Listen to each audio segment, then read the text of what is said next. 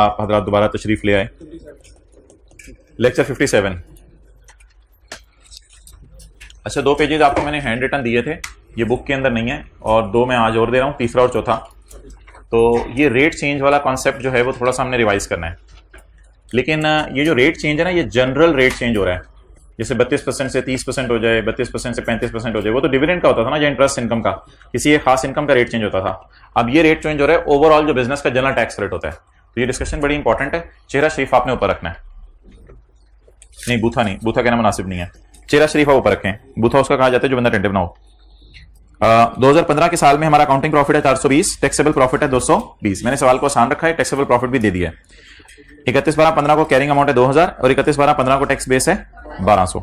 अगला साल accounting profit 400, taxable profit 300, PP carrying amount 1800, PP tax base 900। Balance in deferred tax account, deferred tax liability account as on 31/12/14 is ₹192। Okay, 15 का tax rate कितना है? 32%। और 16 का tax rate, ये general rate है या किसी स्पेसिफिक इनकम का रेट है? जनरल रेट है। अटेंटिव रहना, अटेंटिव रहना। क्या क्या आपने देखना है? आपने 3-4 चीजें देखनी है। नंबर 1, करंट टैक्स की वर्किंग में मैं क्या रेट यूज करूंगा, डेफर्ड टैक्स की वर्किंग में मैं क्या रेट यूज करूंगा, टी काउंट के अंदर मैं किन चीजों का ध्यान रखूंगा, रिकॉन्सिलिएशन के अंदर मैं किन चीजों का ध्यान रखूंगा। ये सारी चीजें आपने नोट करनी है। डेटा बड़ा आसान सा है। Okay, let's start. इसको ऐसे कर लेते हैं। ओके, अकाउंटिंग प्रॉफिट बोलें जी 420 और टैक्सेबल प्रॉफिट बोलें 220। तो ये अल्हम्दुलिल्लाह करंट टैक्स की वर्किंग आपको समझ आ गई। टैक्सेबल प्रॉफिट कितना हो गया? अटेंशन अटेंशन, कैलकुलेटर हाथों में हो। Taxable profit 220। टैक्स रेट बता दें 2015 का 32%। ये हाइलाइटर मेरा देखते रहे, 32%। Done done, 32%। तो ये करंट टैक्स हो गया। इसकी जनरल एंट्री बता दें, सीटी debit, CTP credit. Excellent. Carrying amount मुझे बता दें कितनी है? Tax base 1200। कैरिंग अमाउंट 2000 आ गई, टैक्स बेस 1200 आनी चाहिए थी। चलें कोई नहीं, आप भी मिटा लें, 1200 आनी चाहिए थी। टैक्स बेस 1200 आ गई। Done done done. डिफरेंस कितना आ गया? 800। रेट रेट रेट रेट सारी गेम रेट की है। अटेंटिव रहने, सादा सादा बातें हैं। रेट कितना? 32%। डन, 32%। 800 पे 32%। कैलकुलेटर कैलकुलेटर हाथों में, 256। ओके, चलें जी।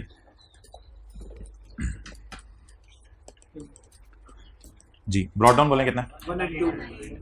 192। कैरी डाउन कितना है? 256।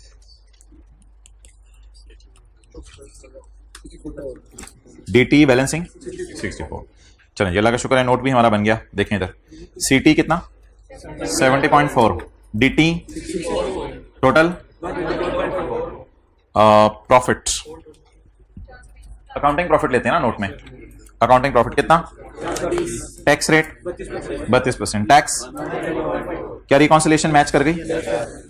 अब कौन सा साल शुरू करूं? 16 का साल शुरू करते हैं। Let's start. 16 का साल, कुछ नोट करने की जरूरत नहीं। करंट टैक्स निकलवाएं जी, 16 के साल का current tax. Taxable profit 300। Tax अगले साल कितना हो गया? नजर आ रहा है सेकंड पे? 25%। Tax at the rate of 25%, 75। Okay, ये करंट टैक्स हो गया। CT debit, CTP credit. Next, PP carrying amount, tax base. मुझे पता है ऊपर हेडिंग देनी है, deferred tax liability slash asset as on, लेकिन अगर ये भी अब मैं आज 19वें लेक्चर में आके बताऊं कि ऊपर ये हेडिंग देनी है तो आपको भी शर्म सी आएगी कि तो हमें पता ही है कौन सी वर्किंग शुरू हो गई है। अच्छा जी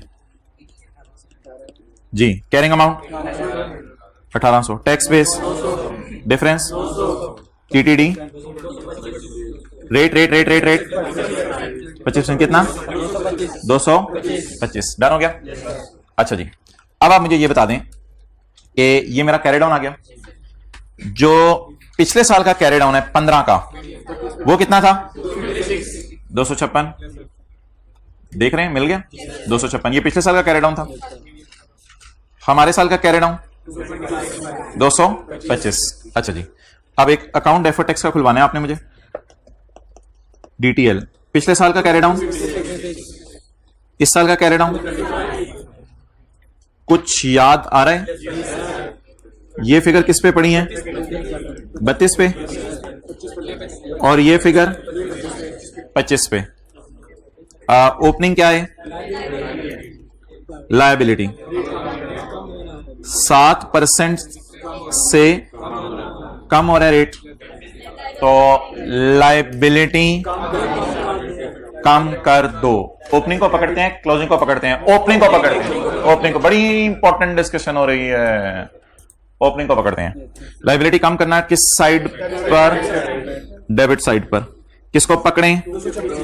256 को। 256 को डिवाइड बाय मल्टीप्लाइड बाय 7।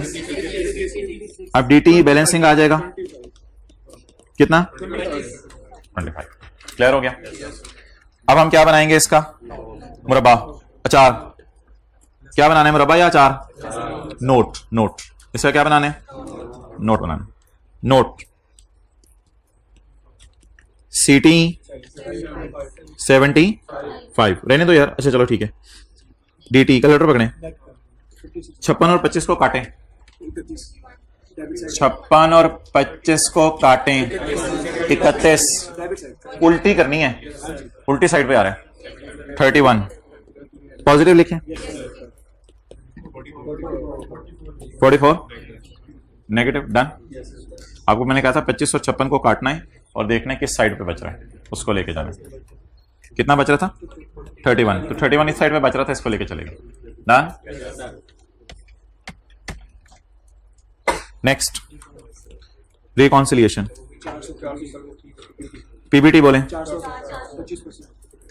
नहीं ना, ऑनलाइन वालों के पास घर में सफा नहीं है, जरा पीबीटी मुझे निकालने दें। कितना? 400।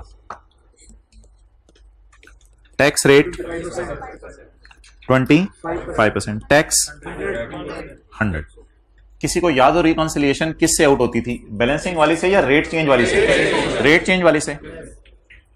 नोट में इधर खर्चे नेगेटिव साइन के साथ आ रहे होते हैं और इधर खर्चे पॉजिटिव साइन के साथ आ रहे होते हैं। खर्चे को 56, किसी को याद आ रहा है? खाली 56 उठाते थे नोट में। रेट चेंज की वजह से रिकॉन्सिलिएशन आउट होती थी। थोड़ा थोड़ा याद आ रहा है? रेट चेंज की वजह से रिकॉन्सिलिएशन आउट होती थी। तो नोट में कितना उठाना है? 56। और 56 को क्या करना है? माइनस करना है, क्योंकि इधर क्या हो रहा है? टैक्स कम करना है। तो वो उल्टाने की साइड है ना टैक्स। इधर टैक्स खर्चा नेगेटिव साइन से शो करते हैं, इधर खर्चा पॉजिटिव साइन से। तो टैक्स कम करना है 56। कितना हो गया? ये कॉन्सेप्ट था हमारा एक, जो हमने क्लास के अंदर पास पेपर के क्वेश्चन 5 में होमवर्क में दिया था और क्लास के अंदर भी एक सवाल के अंदर किया था। ये कॉन्सेप्ट अब आपको याद है? ओके।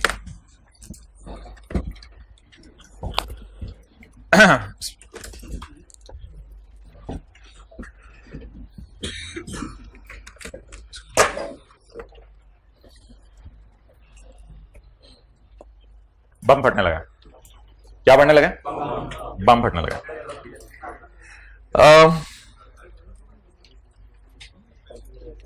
पेज 4 है इसमें। पहले 2 सफे आपको रेट चेंज के डिविडेंड वाले टाइप दिए थे कोई, तो पेज 4 है इसमें नोट्स में, यानी अगला सफा हमारा पिछले साइड पे। इसमें एक सवाल में रिक्वायरमेंट लिखी हुई है, assume all the data is same as in question number 1 but the tax rate of 16 is announced on 25 दिसंबर 15। यार तूने मिस कर दी लाइन, मैं दोबारा पढ़ता हूं। but the tax rate of 16 is announced on 25 दिसंबर 15। ये सवाल पता है क्या है? ये सवाल का कॉन्सेप्ट ये है कि मुझे 15 में, पिछला जो सवाल मैंने कराया, मुझे 15 में पता था मेरा रेट 32 है और सवाल में कुछ नहीं लिखा हुआ था, तो मुझे इल्हाम नहीं था कि 16 का रेट कितना है। सवाल वाले ने बताया हुआ था, मुझे 15 के एंड पे नहीं पता था। सवाल वाले ने तो बताना ही था रेट। ठीक है, तो पिछला सवाल क्या था जिसमें सवाल खामोश था? जब सवाल खामोश हो तो हम क्या एज्यूम करेंगे कि मैं 15 में खड़ा हूं, तो मुझे 15 के अंदर तो 15 का रेट ही पता था, और 16 का रेट मुझे 15 में पता चल गया था या 16 में जाके पता चला होगा? 16 में जाके पता चला होगा। इसलिए मैंने ओपनिंग्स को क्रिएट कर दिया था कितने पे?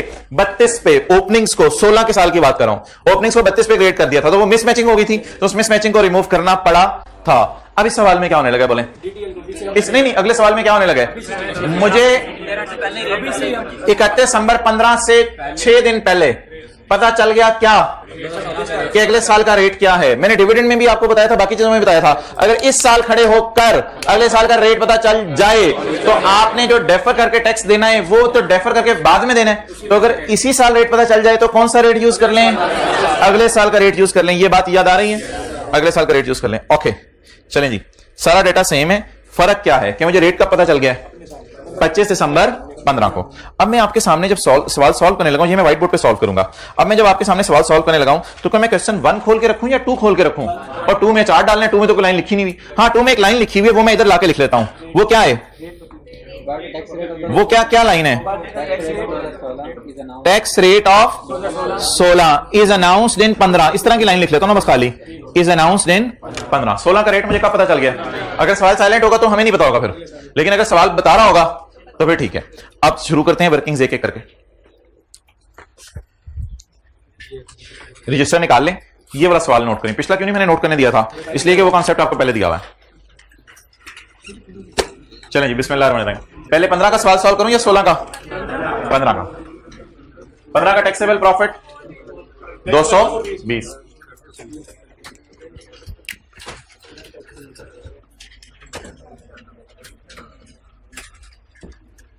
करंट टैक्स की वर्किंग, टैक्सेबल प्रॉफिट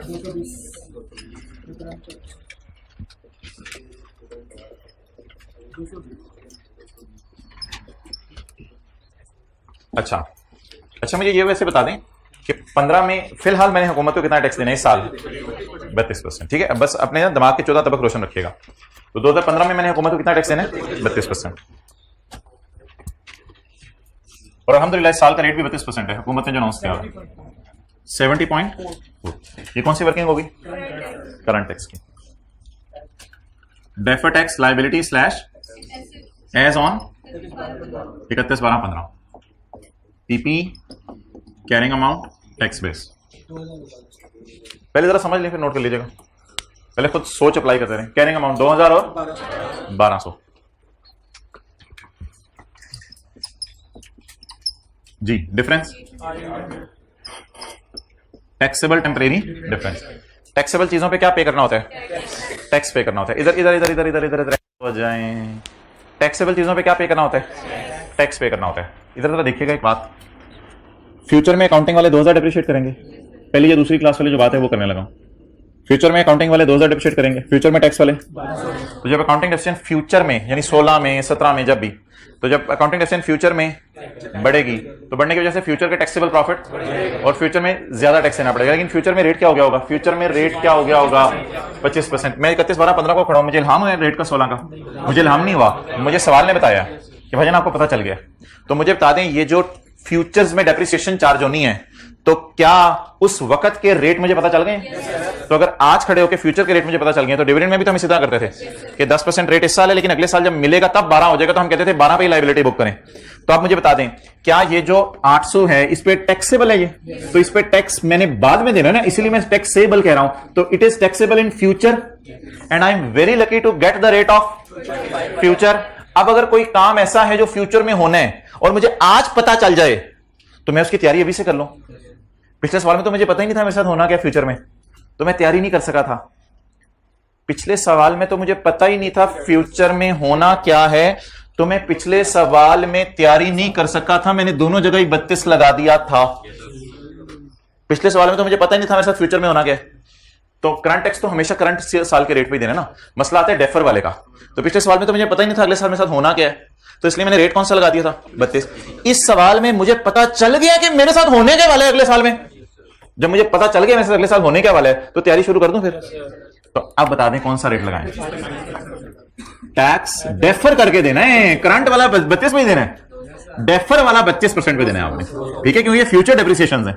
कितना आ गया? 200। Defer tax liability, defer tax liability done. क्या क्या क्या हो गया? करंट टैक्स की वर्किंग हो गई और डेफर टैक्स की वर्किंग हो गई। अब क्या बनाने अगला काम? डेफर टैक्स का टीका। यहां तक नोट कर लें, फिर मैं डेफर टैक्स का टीका बनाता हूं।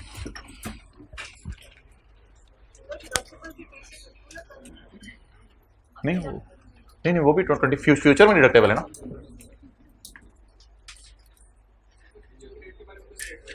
स्टेटमेंट होगी सवाल में, बड़ी बड़ी करके स्टेटमेंट लिखी होगी। फ्यूचर के रेट के बारे में कुछ स्टेटमेंट लिखी होगी कि हमें पता चल गया है।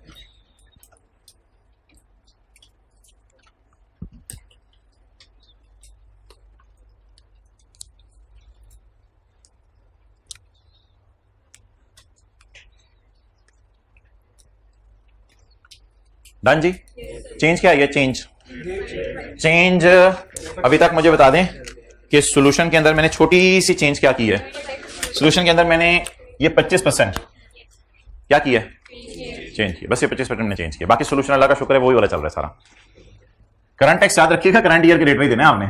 सवाल है डेफर करके जो देने वो किस पे देने, तो अल्लाह का शुक्र है अगले साल का रेट पता चल गया था, तो जब मैंने डेफर करके टैक्स देना है तो फिर अगले साल के रेट के ऊपर कैलकुलेट कर लेता हूं मैं। ओके, अब मुझे बताएं मेरा ब्रॉड डाउन सवाल में अवेलेबल है या मुझे यहां से निकालना पड़ेगा? सवाल में अवेलेबल है। सवाल में कितना है? 192। 31 12 14 का कैरी डाउन है ना, तो यकम जनवरी 15 का क्या बन जाएगा? Brought down. यकम जनवरी 15 ब्रॉड डाउन 192। असल में ये 31 12 14 वाला है।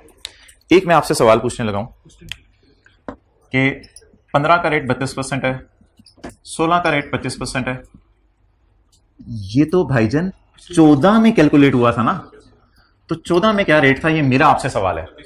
एक्सलेंट, 32%। नहीं सवाल साइलेंट, तो फिर पिछले साल भी 32 होगा, उससे पहले भी 32 होगा।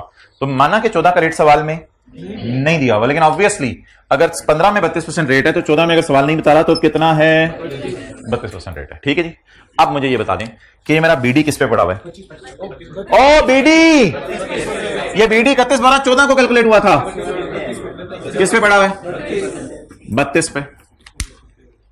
और सीडी किस पे कैलकुलेट किया मैंने? 25 पे। 31 12 15 कैरी डाउन 200, ये किस पे? 25 पे। क्लियर? अब आपने बीडी को नहीं छेड़ना। अब आपने किसको छेड़ना है? सीडी को छेड़ना है। और सीडी से पूछना है अगर तू 32 पे होता तो कितना होता। अब आपने बीडी को नहीं छेड़ना, अब आपने किसको छेड़ना है? सर सीडी को कब छेड़ा करेंगे? मैं बताता हूं कब छेड़ा करेंगे। सीडी को उसको छेड़ा करेंगे जब हमारे साल पता चल जाए कि अगले साल का रेट कितना है, तो फिर किसको छेड़ा करेंगे? सीडी को छेड़ा करेंगे। अच्छा, सीडी को छेड़ने का तरीका क्या है? सीडी के पास आके हाँ, क्योंकि ये तो नहीं तरीका सीडी को छेड़ने का। सीडी किस पे पड़ा है? अच्छा, इसमें हमें लाइबिलिटी है, एसेट है, बढ़ाना है, कम करना है, इन चक्रों में नहीं पड़ा। मैं आपको एक शॉर्टकट बताने लगा, छोटा सा शॉर्टकट, आप ही इंशाल्लाह 100% बच्चा सही जवाब देगा। इस सीडी को मैं बीडी से मैच करवाने के लिए इक्विवेलेंट चाहता हूं कि रेट चेंज की वजह से फर्क कितना आ रहा है, बस मैं ये निकालना चाहता हूं। तो सीडी को बीडी से मैं मैच कराना चाह रहा हूं क्योंकि इस वक्त मिस मैचिंग है। तो मिस मैचिंग के लिए यहां किसको छेड़ा करेंगे? सीडी को छेड़ा करेंगे। जब क्या होगा? हमारे साल खड़े होकर अगले साल का रेट पता चल जाएगा, तो किसको छेड़ा करेंगे? सीडी को छेड़ा करेंगे। अब सीडी को छेड़ने का तरीका क्या है? इस 25 को मैं 32 जैसा करना चाहता हूं, तो बता दें 25 को अगर मैं 32 पे लेके जाना चाहता हूं तो इसमें 7 का इफेक्ट डालूं। क्या 7 का इफेक्ट इधर डालूं तो ये 32 हो जाएगा, या 7 का इफेक्ट ऑपोजिट साइड पे डालूं तो ये 32 हो जाएगा? कितने लोग कह रहे हैं इधर डालें 7 का इफेक्ट? एक्सेलेंट। जब इधर डालेंगे 7 का इफेक्ट तो 25 जमा 7 32, ये भी 32, ये भी 32। अब मैचिंग हो जाएगी या मिस मैचिंग हो जाएगी? तो अब ऐसे ना सोचें कि कैरी डाउन क्या है, रेट कम हो रहा है या बढ़ रहा है, इस तरह ना सोचें। सादा सी बात मुझे बताएं, what is here? 32। What is here? 25। 25 को मैं चाहता हूं 32 के टक्कर पे आके खड़ा हो। अब 25 को अगर मैं 32 पे लेके जाना चाहता हूं तो 25 को 7 से जो इफेक्ट देंगे, किस साइड पे इफेक्ट देंगे, दोनों आपस में मुकाबले में आ जाए।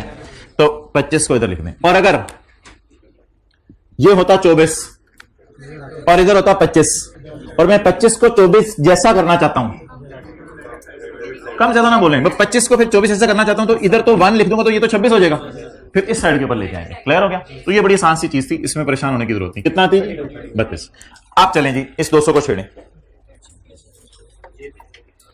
इस 200 को छेड़ें।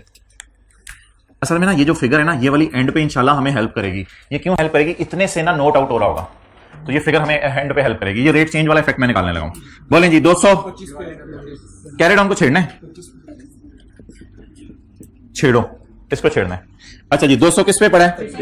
मैं लेके जा रहा हूं 32 पे, तो 32 से मल्टीप्लाई ना करें, ये तो पता नहीं कहां पे पहुंच जाएगा, फिर इसको उतारना भी मुश्किल होगा। इसको 7 से मल्टीप्लाई करें, ताकि ये 32 पे पहुंच जाए 56। अब आपका जो डीटी वगैरह बैलेंसिंग है पुराने तरीके से जो आता है वो कितना है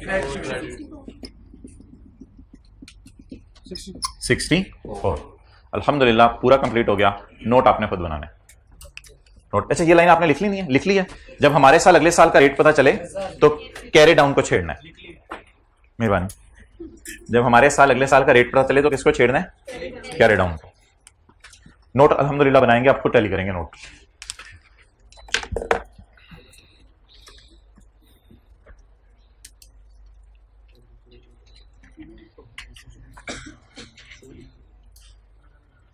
जी काम नहीं कर रहा, स्विंग ऑफ कर दो यार इसकी दानिश।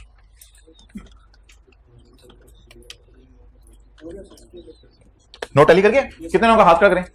Well done.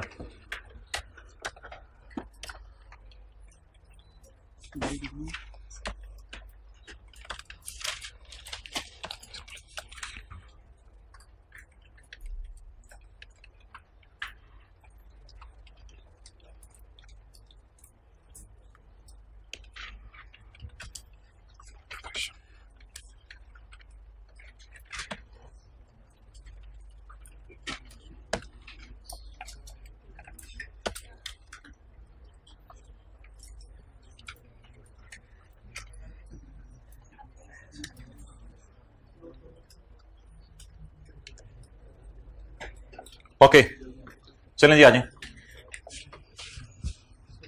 अच्छा मुझे कैसे पता चला ये 32% पे पड़ा है? क्योंकि ये तो 31 12 14 का है, इसलिए नहीं बताया था। पिछले साल भी रेट सेम था। ये बात भी लिख ली आपने, ये बात भी लिख ली। क्वेश्चन साइलेंट था इस बारे में, ये भी लिख लें। 14 के रेट के बारे में क्वेश्चन साइलेंट था, इसलिए हमने क्या एज्यूम किया कि जो 15 में रेट है वही क्या था, और फिर इस 32 को भाईजान मैंने यहां लाके लिखा।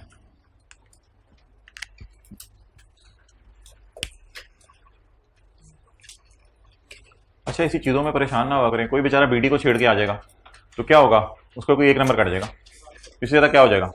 तो इसलिए मेन सवाल के कॉन्सेप्ट्स के ऊपर रहें। नई चीजें आया करें तो ये ना सोचा करें कि ये क्या हो गया। अच्छा जी नोट बनाएं जी। सीटी सीटी कितना 70 पॉइंट।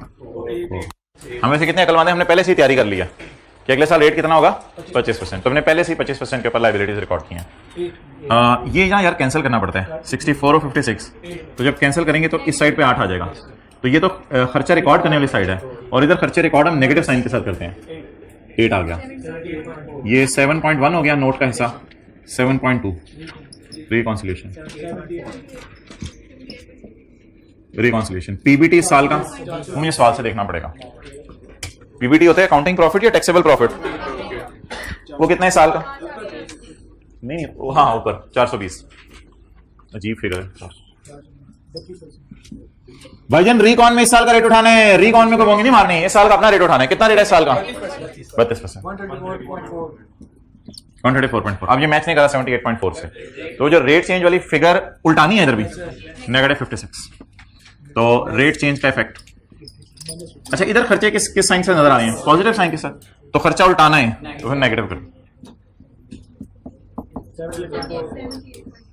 78.4। आप कौन सा साल शुरू करें? 2016।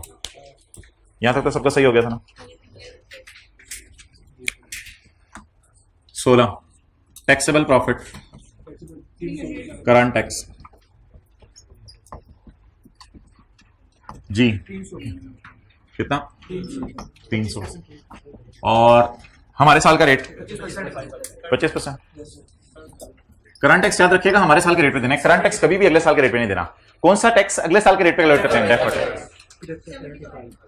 75। आगे चलें जी। Deferred tax liability slash as on 31/12/16 PP carrying amount tax base 1800 और 900 डिफरेंस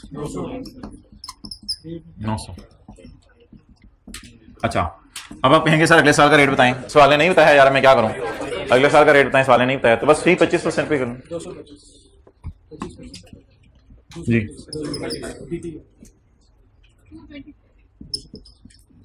चलिए आप किसका अकाउंट बनाएंगे? बनाएं।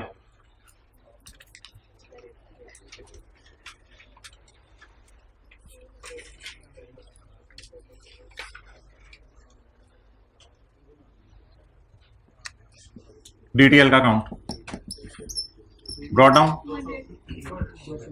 200, कैरी डाउन। लेकिन एक छोटा सा काम कर लें, जरा थोड़ा सा काम कर लें। ये किस पे पड़ा हुआ है? 25 पे। और ये जो देखें 225 निकला है, ये रेट लग के किस पे निकला है? कोई रेट चेंज का इफेक्ट डालने की जरूरत है नोट में? भाईजान इसको मैंने कहा था हमने पहले से तैयारी की हुई है ताकि 16 में मसला ना हो। हमने पहले से ही तैयारी की हुई थी। ये जो सवाल है ना, इसमें क्योंकि पहले ही पता चल गया था, और ये नेचुरल सी बात है, जिन लोगों को पता होना होता है हमारे साथ अगले साल क्या होनी है, वो इसी साल से तैयारी शुरू कर देते हैं। तो हमें पता था हमारे साथ फ्यूचर में क्या होनी है, तो हमने पहले से ही तैयारी करके रख ली थी। तो तैयारी करने में तो बड़ी मेहनत लगी थी, लेकिन अब अल्लाह का शुक्र है कुछ करने की जरूरत नहीं है, क्योंकि जो तैयारी करनी थी वो पिछले साल हम कर चुके। अब तो बस नॉर्मल DT बैलेंस ही निकालें। कितना? 20। अब नोट में क्या बनाना है? बना लेना। नोट में कोई रिकंसाइलिंग आइटम नहीं होगा मेरे ख्याल से, क्योंकि ऑलरेडी वो 25% पे सब कुछ हुआ है। 7.1 CT DT, इधर खर्चे नेगेटिव से आते हैं, और रिकॉन में PBT ये है भाई 400। Tax 25%, tax. इतनी आसानी से क्यों सॉल्व? अगला साल सॉल्व हो गया, कुछ करना नहीं पड़ा। पिछले साल के रेट पता थे, पिछले साल ही हमें ये रेट पता चल गए थे। अच्छा, अगर आप घर में जाके ना पिछला सवाल देखेंगे तो उसमें आपको मेहनत अगले साल करनी पड़ी है। सवाल में जाके आप पिछला साल देखेंगे, उसमें आपको मेहनत अगले साल करनी पड़ी, क्योंकि उसका BD पता नहीं किसी और कोई फिगर के ऊपर पड़ा हुआ था। और पिछले सवाल में एक और बात आपने नोट की होगी कि यहां हमने 32 लगाया था, और इस सवाल में यहां 25 लगाया। बस ये एक छोटा सा फर्क है। एक बात जिंदगी में याद रखिएगा ताकि कभी भूले ना, करंट टैक्स में और रिकॉन में जो रेट गिवन होता है वो हमेशा करंट ईयर का यूज करना है। वो जो फ्यूचर का रेट अगर पता चल जाए तो कहां यूज करना है? डेफर टैक्स की वर्किंग। जी मोहतरम, अब आप पूछें। जी वो ना आप एक सवाल मेरे पास बना के लिया ना, लेकिन चीज ना कॉम्प्लिकेट हो जाएगी थोड़ी सी, तो उस हद तक अभी वो गया नहीं, इसलिए उस जितना भी इसको डेप्थ में चले जाओ तो ना खत्म होने वाली स्टोरी है। ठीक है। अच्छा यार, आप देखें हमारे कितना टाइम लगा ये, वो तेरी खैर 40 मिनट लग गए हैं। अब ये कॉन्सेप्ट जो है वो आई कैप ने पिछली टर्म में डाला था, पिछली से पिछली टर्म में। उससे पहले ये कॉन्सेप्ट नहीं होता था सीडी को छेड़ने वाला। अब सिलेबस में उसने डिस्कस नहीं किया हुआ, लेकिन सीडी को छेड़ने वाला कॉन्सेप्ट डाल दिया। अब ये कॉन्सेप्ट के आई एम डैम श्योर इस कॉन्सेप्ट के 20 में से 1 या 1.5 नंबर होगा। इधर रेट किसी बच्चे ने गलती से 32 लगा देना है, किसी को सही पता होगा 25 लगा देना है, लेकिन हमारे तो 40 मिनट ज़ाया हो गए ना। अब आप ये कहें कि यार ये आप ऐसा करें, फिर ये सिलेबस जरा टाइम पे खत्म करवा दीजिएगा, कुछ ऐसे मैनेज करें कि अगस्त में क्लासें ना हो, कुछ ऐसे कर दें, मैं क्या करूं? मुझे तो नहीं समझ आएगी।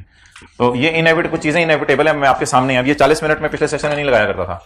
अब इसी तरह की और चीजें हमने लीज में टाइम लगाए। अब हर टॉपिक में इसी तरह वो हल्की फुल्की चीजें डालता रहता है, लेकिन बच्चे पता क्यों परेशान होते हैं? बच्चे समझते हैं ये चीज डाल दी है, अगली दफा नहीं हो। भाईजान वो 1-2 नंबर की है, पेपर के अंदर हर सवाल में 50% या 70% बल्कि एडजस्टमेंट वो पुरानी टेस्ट कर रहा होता है। इस तरह की चीजें नई नई डालता रहेगा, टीचर नई नई चीजें कराते रहेंगे। वो तो शेर है, जहां जंगल का लेके जाता रहेगा, टीचर पीछे पीछे चलते रहेंगे, और अगले टाइम में कुछ और उसने पूछा होगा।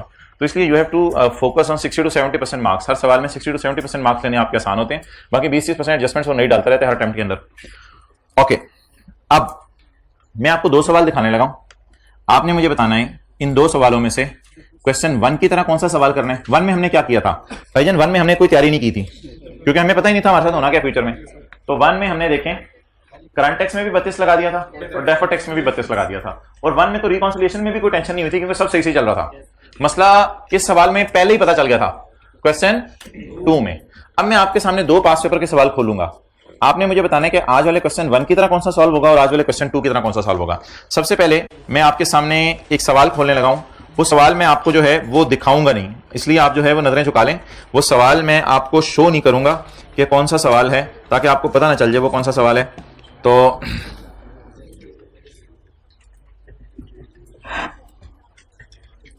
जब मैं टिल फर्दर ऑर्डर्स, आंखें नहीं खोलनी आपने, चलें जी आंखें खोल लें भाईजान। आंखें खोल लें और आंखें चुंधी आ गई हैं।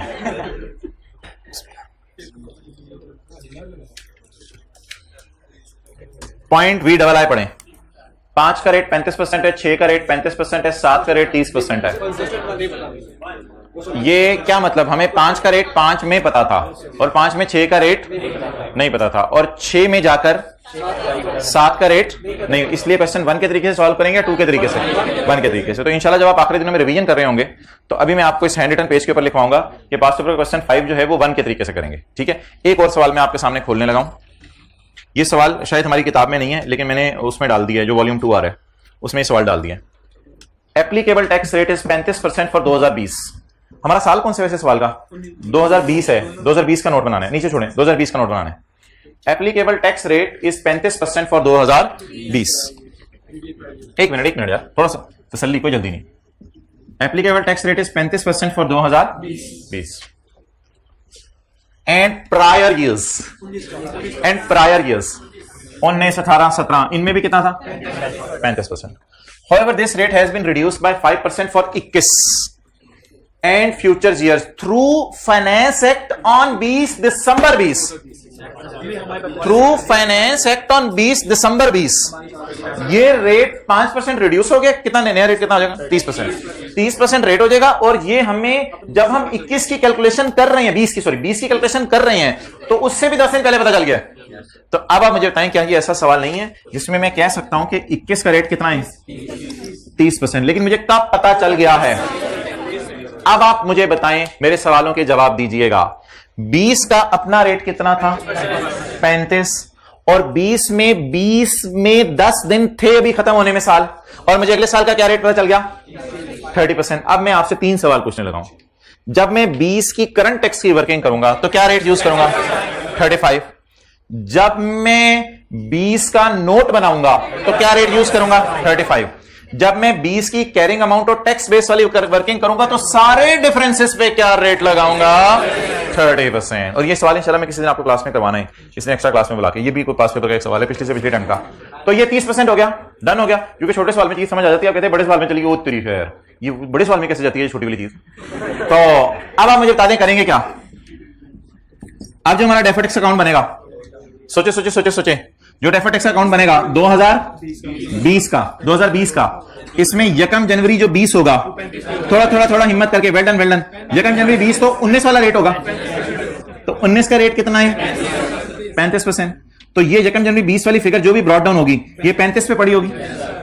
और 20 का अकाउंट बनाते हुए जब मैं 31/12/20 की कैलकुलेशन करूंगा तो वो मैं फ्यूचर का रेट पता होने की वजह से 30 पर करूंगा, तो ये फिगर 30 पे पड़ी होगी। और ये हमारे साल खड़े होकर अगले साल का रेट पता चल गया तो कैरी डाउन को छेड़ेंगे।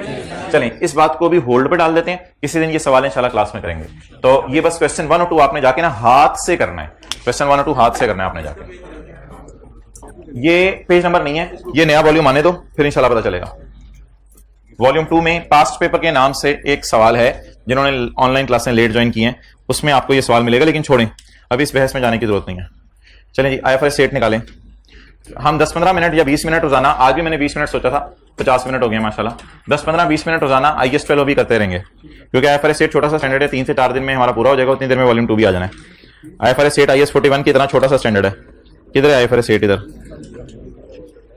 किधर है? इधर किधर है?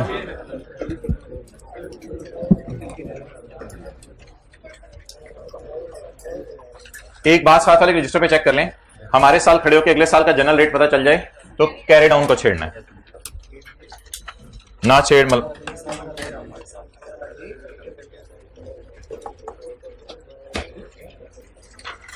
सेगमेंट्स बिस्मिल्लाहिर्रहमानिर्रहीम। ये वो जो नियत आप करते हैं कि हर ये टॉपिक इंशाल्लाह ना साथ साथ है, इसमें कोई मसला नहीं होना चाहिए। गोरमे, लाहौर वाले गोरमे जानते हैं, कराची वाले अगर गोरमे को नहीं जानते तो मैं साथ साथ बातें उनको बताता रहूंगा। लाहौर वाले गोरमे के बारे में जानते हैं। गोरमे के काम बताएं। बेकरी, बेकरी को बेकरी करो, ट्राई करो। आगे फर्नीचर,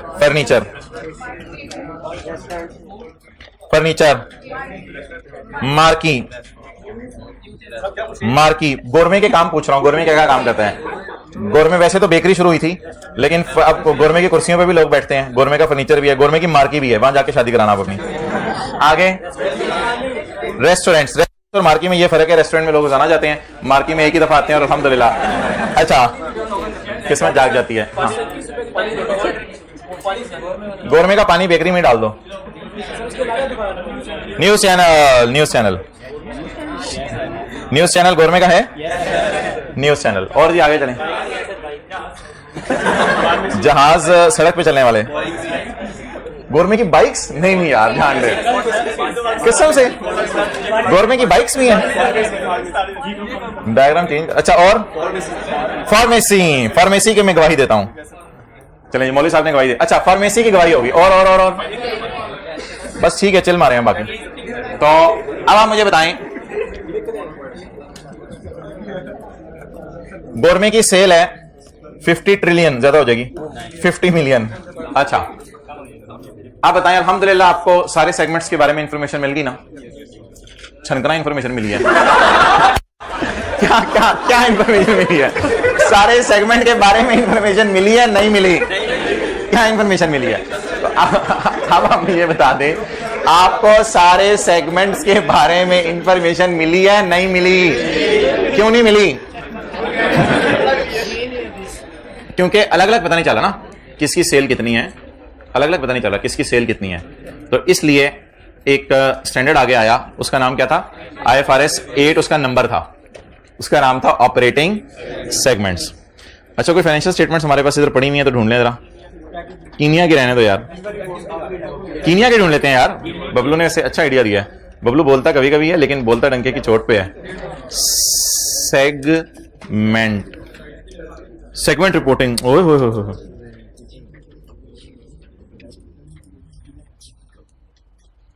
सेगमेंट रिपोर्टिंग।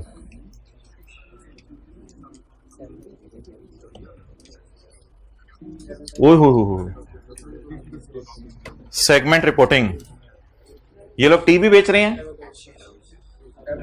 एवोकाडोस भी कुछ होते, वो भी बेच रहे हैं, मैकेडेमिया भी बेच रहे हैं, फॉरेस्ट्री का भी काम है। ऑल अदर सेगमेंट्स कौन से होंगे? कुछ छोटे मोटे सेगमेंट्स होंगे जिनका जिक्र भी करना मुनासिब नहीं समझा इसने। ऑल अदर सेगमेंट्स, ठीक है। और ये कंसोलिडेटेड का क्या मतलब है? टोटल, सारे मिलके। तो ये किस स्टैंडर्ड की रोशनी में इन्होंने सेगमेंट रिपोर्टिंग की होगी? और यूजर को उसके प्रॉफिट्स भी बता रहे हैं, segment, other incomes, interest income, सारी चीजें यूजर्स को बता रहे हैं। ये नोटा होता है इंशाल्लाह, ये नोटा इंशाल्लाह हमने कल बनाना है। अच्छा, तो कोई नहीं, फिगर से ही खेलना होता है, बड़ा आसान सा नोट है इसका। तो ये जी सेगमेंट्स की ऑर्गेनाइजेशंस रिपोर्टिंग करती हैं, क्योंकि ऑर्गेनाइजेशंस के सेल को देख के या प्रॉफिट को देख के पता नहीं चलता कितनी सेल किस डिपार्टमेंट ने की और कितनी सेल किस डिपार्टमेंट ने की। ये क्वेश्चन नंबर 2 निकाल लें। बिस्मिल्लाहिर्रहमानिर्रहीम पढ़ के शुरू करते हैं। पहला हमारा आज का क्वेश्चन, प्रैक्टिस के क्वेश्चंस में।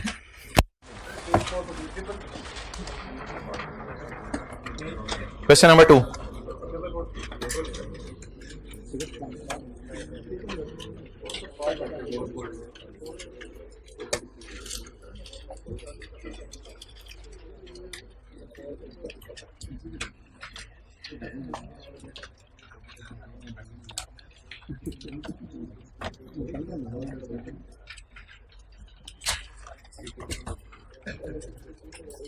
The management of Descon Limited have identified, पहला न्यूमेरिकल सॉल्व होने लगे। मैनेजमेंट ऑफ डेस्कॉन लिमिटेड, अच्छा डाटा इसमें काफी ज्यादा हुआ करेगा लेकिन काम आसान सा है। The management of Descon limited have identified operating segments, जो सेगमेंट्स ऑपरेट कर रहे हैं इनके, बेस्ड ऑन ज्योग्राफिकल लोकेशन। अच्छा, कुछ लोग ज्योग्राफिकल लोकेशन की बेस पे सेगमेंट्स करते हैं। मिसाल के तौर पे कंपनी है, वो कहती है मैं सिर्फ मोबाइल बेचती हूँ। अब उसने कैटेगराइज नहीं, छोटा मोबाइल, बड़ा मोबाइल, दरमियाना मोबाइल, इस किस्म के उसने सेगमेंट्स नहीं बनाए होंगे। वो कहेगा इंडिया की मार्केट में इतने के मोबाइल बेचे, चाइना की मार्केट में इतने के बेचे, ईरान में इतने के बेचे, कनाडा में इतने के बेचे। तो कई ऑर्गेनाइजेशन प्रोडक्ट वाइज सेगमेंट बना लेती हैं और कई ऑर्गेनाइजेशन इलाका वाइज सेगमेंट बना लेती हैं। तो इंफॉर्मेशन क्या है? Total revenue. टोटल रेवेन्यू का क्या मतलब है? Total sale. तो ये फिर एक्सटर्नल और इंटरनल क्या है? अच्छा, इसमें ये होता है मेरे भाई कि आप अपने ही डिपार्टमेंट्स को चीजें बेच सकते हैं। मिसाल के तौर पे मोबाइल की मैंने मिसाल दे दी, या मिसाल गोरमे में वापस आ जाए। गोरमे में जो फार्मेसी है या बेकरी है, उसे फर्नीचर की जरूरत पड़ी, तो बजाय कि वो फर्नीचर किसी और से जाके लें, तो वो अपने ही सेगमेंट से कह दे तुम हमें फर्नीचर बेच दो। ठीक है, तो इट इज पॉसिबल कि एक सेगमेंट दूसरे सेगमेंट को चीजें बेच रहा हो। तो चाइना वालों ने बाहर के लोगों को कितनी सेल की? 200। और चाइना वालों ने ये 120 की सेल इनमें से किसी को की होगी, इनमें से किसी को की होगी। इंटरनल सेल, इंटरनल सेल का मतलब ये नहीं चाइना वालों ने चाइना को सेल कर दी। इंटरनल सेल का मतलब है अपनी ऑर्गेनाइजेशन के अंदर रहते हुए किसी को सेल की। तो सेल कितने किस्म की हो जाएगी? 2 किस्म की। एक सेल कौन सी होगी? जो एक्सटर्नल दुनिया को ही। एक सेल कौन सी होगी? इंटरनल जमा external sale is equal to total sale. इसी तरह तुर्की में चले जाएं आप, डायरेक्ट छलांग मारें, तुर्की की टोटल सेल 97। तुर्की में डेस्कॉन लिमिटेड से बाहर वाले लोगों को कितनी की चीजें बेची और डेस्कॉन के अंदर ही कितने की चीजें बेची? 43। तो कितने किस्म की सेल हो गई? 2। एक्सटर्नल जमा internal is equal to total sale. इन दोनों को जमा किया तो ये 3 एक ही बात होगी हमारी। और ये क्या है हमारे प्रॉफिट्स का क्या मतलब है? सेल में से खर्चे वगैरह माइनस हुए होंगे, खर्चे सवाल में मिसिंग है, कोई मसला नहीं, सेल में से खर्चे माइनस हुए होंगे, ये प्रॉफिट्स आ गए। और ये क्या आ गई? एसेट्स। यानी कि चाइना के अंदर लैंड बिल्डिंग कितनी पड़ी है, इंडिया में लैंड बिल्डिंग कितनी है, या कैश कितना है, बाकी चीजें कितनी है, ये एसेट्स आ गए। अब हमने करना क्या? आप इस डाटे में से मुझे बता दें, अभी थोड़ी देर पहले मैंने एक चीज आपको दिखाई थी, ये टी भी बेच रहे हैं, फलां भी बेच रहे हैं, फलां भी बेच रहे हैं। एक और लाइन आई थी एंड पे, सेकंड लास्ट पे, क्या थी? कंसोलिडेटेड से पहले सेकंड लास्ट नंबर पे एक लाइन आई थी, all other segments. All other segments के उन्होंने नाम क्यों नहीं बताए थे? वो छोटे मोटे होंगे। अच्छा, इसमें से, इस डाटे में से आप मुझे बता सकते हैं कि छोटा मोटा क्या है? क्या कितने लोग कह रहे हैं सेल देख के बता दें छोटा मोटा क्या? कितने लोग कह रहे हैं प्रॉफिट्स को देख के बताएं छोटा मोटा क्या? कितने लोग कह रहे हैं एसेट्स को देख के बताएं छोटा मोटा क्या? स्टैंडर्ड कहते हैं मैं बताता हूं छोटा मोटा क्या। आप कौन होते बताने वाले छोटा मोटा क्या? मैं बताता हूं छोटा मोटा क्या। छोटा मोटा देखने के लिए आपने क्या करना है, इनमें से कौन सी चीज छोटी मोटी है। अच्छा, एक बात याद रखिएगा, कहां मूव करने लगे हैं? ये हैं हमारे सेगमेंट्स। ये क्या है? इनमें से हो सकते हैं मैं एंड पे कहूं सिर्फ 3 के डिस्क्लोजर देने हैं, बाकी यूजर्स को बताने की जरूरत नहीं। क्यों? मेरे टोटल सेगमेंट्स कितने हैं? 1 2 3 4 5 6। 6 में से जो मटेरियल सेगमेंट्स होंगे उनका मैं नाम रखा करूंगा रिपोर्टेबल सेगमेंट। रिपोर्टेबल का मतलब समझा रहे हैं? रिपोर्टेबल, बताएबल, यूजर को बताने वाले। ये सारे के सारे मेरे क्या हैं? Operating segments. इन ऑपरेटिंग सेगमेंट्स में से जो बड़े बड़े ऑपरेटिंग सेगमेंट्स होंगे इनको क्या नाम दे दिया करेंगे? रिपोर्टेबल या डिस्क्लोजरेबल। अजीब सा लफ्ज, रिपोर्टेबल या डिस्क्लोजर देने के काबिल वाले। वो कौन से होने चाहिए भाई? मटेरियल होने चाहिए। अब स्टैंडर्ड ने सादा सा बात कर दी। स्टैंडर्ड ने कहा आप डेटे को एनालाइज कर लो और डेटे को एनालाइज करके एक रूल लगाओ, जिस रूल की बुनियाद पर आपको पता चल जाएगा कौन सी चीजें मटेरियल है, कौन सी मटेरियल है। ये वाहिद ऐसा स्टैंडर्ड है जो मटेरियलिटी को परसेंटेज में डिफाइन कर गया। वरना अकाउंटिंग स्टैंडर्ड्स की ये खूबी है, आपको पता है कि मटेरियलिटी को कभी भी परसेंटेज में डिफाइन करते हुए अकाउंटेंट्स डरते हैं और मटेरियलिटी को जजमेंट पे छोड़ते हैं लोगों की। लेकिन ये ऐसा स्टैंडर्ड है जो मटेरियलिटी को किसके ऊपर छोड़ने लगा है? परसेंटेज पे छोड़ने लगा है। जिसे मैं कहूं ऊपर नहीं छोड़ने लगा, बल्कि बड़ा क्लियरली बताएगा कौन सी चीज मटेरियल है और कौन सी चीज बोले इमटेरियल है। So let's start. 4 लाइनें छोड़ दें ऊपर, उसमें हम कंक्लूजन लिखेंगे। Working one. सबसे पहले आप मुझे बता दें, हम ना डेटे को इस तरह लिया करेंगे कि सेगमेंट्स यहां लिख दिया करेंगे। हमारे सेगमेंट्स कौन कौन से हैं? China, India,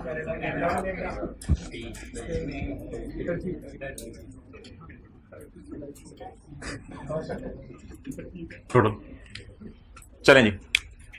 cell, external sale, internal sale. ये पहले मुझे ना दोनों की अलग अलग बता दें। आप कहेंगे वो सर दीवाना बनाने लगे हैं, सादा सा काम करने लगे हैं। ये चीजें उसने इधर लिखी हुई थी और आपने ये चीजें इधर उठा के इधर ले आए और वो चीजें इधर उठा के इधर ले आए। चले हैं, करने दें मुझे, खैर है। तो इन सबको मैं इधर ले गया हूं और इन सबको उठा के मैं इधर लाने लगा हूं। ठीक है जी, चलें लेट्स स्टार्ट। इस स्टेप का हम नाम क्या करेंगे? बेसिक डेटा, या डेटा को सिंप्लीफाई करना। तो एक्सटर्नल सेल बताएं जी। 200, 33, 90, 195, 40, 54, भूलनी नहीं। 200, 33, 90, 54। टोटल की जरूरत नहीं अभी टोटल की जरूरत नहीं। टोटल इंशाल्लाह हम कैलकुलेटर पे करेंगे, चाहे सवाल में दिया भी हो, बेहतर है कैलकुलेटर पे कर लें, लेकिन सवाल का दिया हो भी यूज कर सकते हैं, कोई मसला नहीं। इंटरनल सेल 120, 45, 0, 135, 45 और 43। इंटरनल सेल का मतलब है कि हम किसी आउटसाइड वर्ल्ड में कस्टमर को नहीं बेच रहे, अपनी ही ऑर्गेनाइजेशन में किसी और को बेच रहे हैं।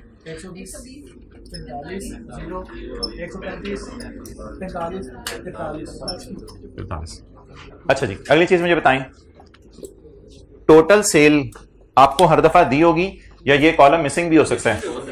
मिसिंग भी हो सकता है, इसलिए आदत डाल लेते हैं टोटल सेल खुद निकालने की। सवाल से उठाना जरूरी नहीं है, टोटल सेल खुद निकालने की आदत डाल लेते हैं। हो सकता है सवाल में टोटल सेल मिसिंग हो, तो इसलिए उधर से मत देखें, कैलकुलेटर के बगैर ही आप बता देंगे, इतनी आसान सी फिगर्स हैं। टोटल सेल, ये तो कमाल कर दिया आपने, जगह कैलकुलेटर के बगैर बताइए। 97। अच्छा जी, अगली चीज क्या है भाईजान? वो कह रहे थे मैंने मना किया था इंडिया ना जा, लॉस आ गया तुझे। मैंने मना किया था स्पेन ना जा, लॉस आ गया तुझे। बहरहाल जहां जहां जो जो हुआ, डेस्कॉन के अब्बू, मैस्कॉन जिनका नाम है। ओके, अगली चीज इस वर्किंग का नाम हुआ करेगा बेसिक डाटा।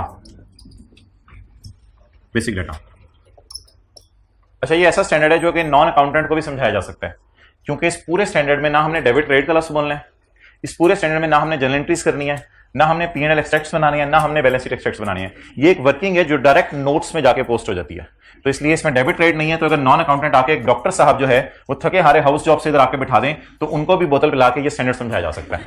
प्रॉफिट्स या लॉसेस बोलें?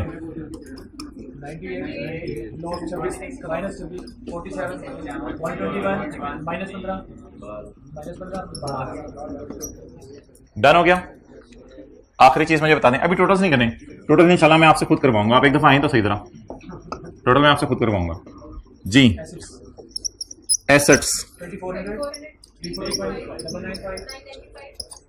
वैसे आपको अंदाजा हो रहा है थोड़ा सा इसका लेवल है, इसका लेवल कोई नहीं है इसके एसेट्स का। इमटेरियल चीजें इंशाल्लाह निखर के भी बाहर आएंगी।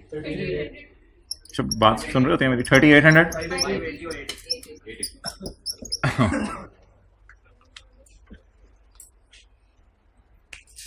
कैलकुलेटर पकड़े, ऑन का बटन दबाएं, 0 आ गया।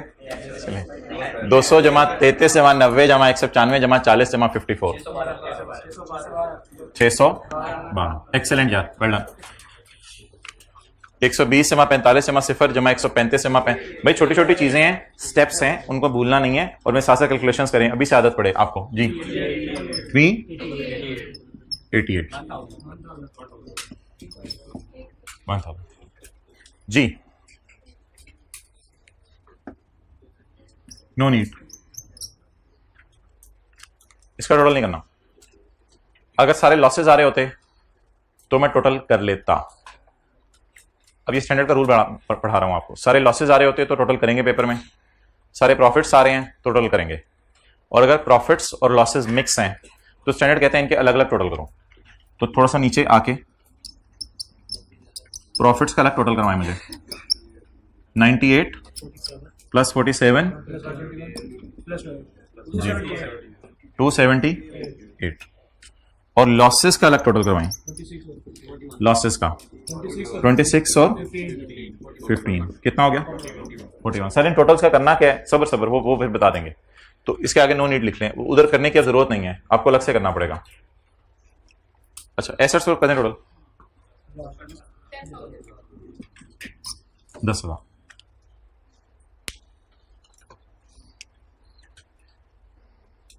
लाल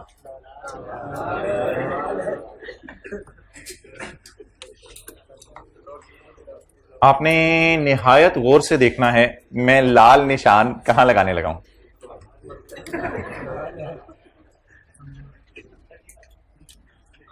देखिए, ओ वॉच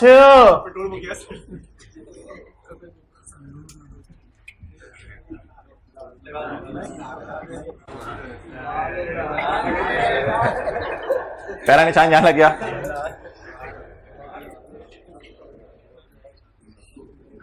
इनमें से हायर पे, इनमें से हायर पे,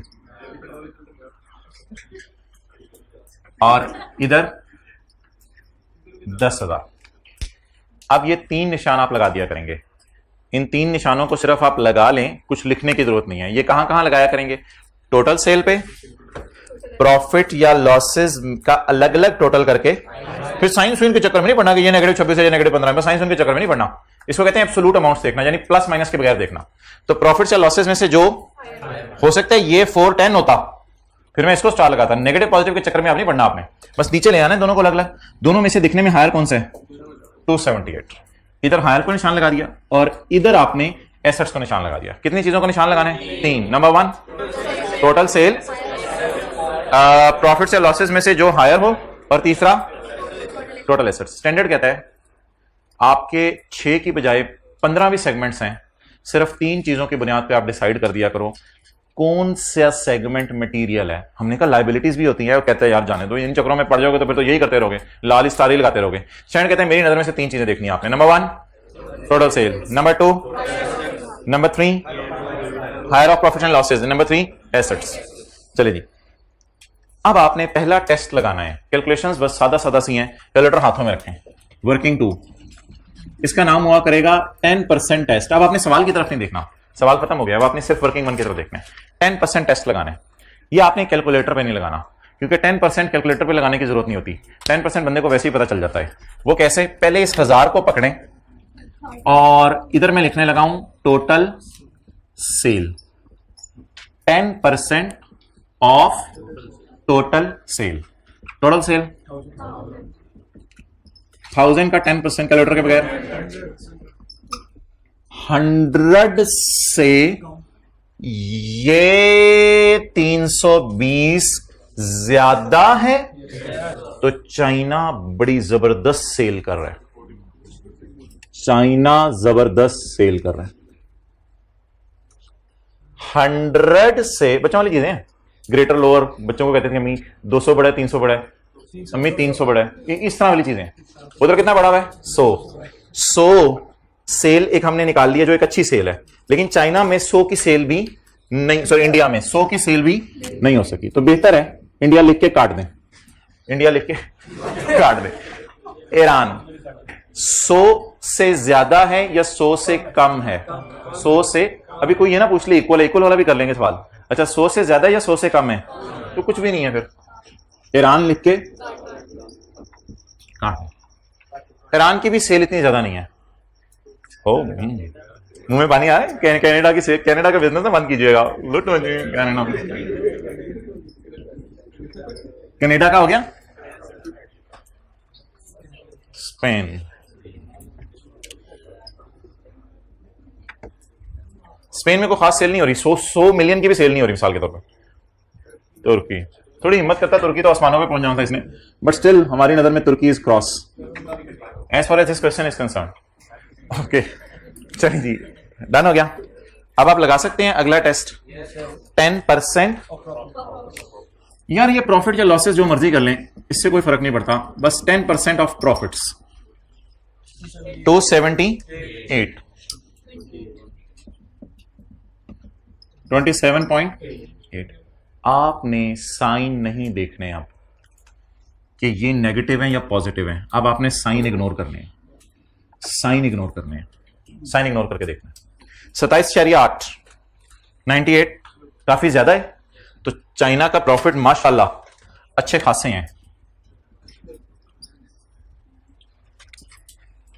चाइना के, इंडिया के लॉसेस कोई इतने ज्यादा नहीं है कि हम यूजर्स को बताएं, क्योंकि 27.8 तक लॉस आता तो बताते हैं, यूजर को भी छोटा मोटा लॉस है बताने की जरूरत नहीं है। साइन नहीं देखने, अब बस 27.8 को इस 26 से कंपेयर कर लेना है। ये नहीं कहना उधर पॉजिटिव 27.8 है इधर नेगेटिव 26 है, इस तरह नहीं कंपैरिजन करना। बस 27.8 और 26 को कंपैरिजन करना है, 1.8 का डिफरेंस है और लॉसेस अच्छे खासे कम है, छोड़े पर, इग्नोर करें इसको। तो इंडिया को लिख के काट दें। अच्छा जी 47 है, उधर 27 है। ईरान सर चढ़ के बोला इधर, पहले जरा चुप चुप था, कहते जरा आओ थे, सेल मेरी थोड़ी है प्रॉफिट मेरे ज्यादा ने। ट्राई करे बोला सेल मेरी थोड़ी है, प्रॉफिट मेरे ज्यादा ने। ओके वापस आ जाए, सीए करें। ने क्या, सेल भी मेरी थोड़ी है, प्रॉफिट भी मेरे थोड़े ने। नहीं कनाडा रह गया। ओ कनाडा, डी का मुंह बंद करो ना, फिर पता चलेगा। 121 और इधर काटिएगा ना, काटिएगा ना इसको। आगे चलें जी। मोन्द्रो ये छोटा मोटा है, इग्नोर कर दें। तो इसको लिख के काट दें। स्पेन को काटने की आदत आपको पहले की पड़ी हुई है, स्पेन को काट दें। तो ये सांस नहीं लेना, सांस आपने तब लेने जब मैं एसेट्स का 10% टेस्ट लगा दूंगा। देखते रहे अभी जी। तुर्की, क्यों तुर्की को काटे, हाथ धोगी और अच्छा तो 12 तुर्की बड़े प्रॉफिट ने कमाए हैं। ये यूजर को बताने की बताते हुए शर्म आ रही होगी यूजर्स को हमें कि 12 के प्रॉफिट कमाए हैं, क्योंकि कनाडा के जब प्रॉफिट आए तो सबने भाग जाना। तो रूल कितने परसेंट का है जी? 10% का रूल है। और आखिर में क्या रह गया? एसेट्स। 10% of assets. एसेट्स कितने हैं? 10,000। ये 10,000 मैंने पहले लाल उठा रहा हूं, फिर लाल पे कितने परसेंट लगा रहा हूं, चुरी चला रहा हूं 10% की। कितना आ गया? 1,000। अब ये पकड़ना शुरू करें एक एक करके। 1,000 और 3400। 3400 ज्यादा है 1,000 से।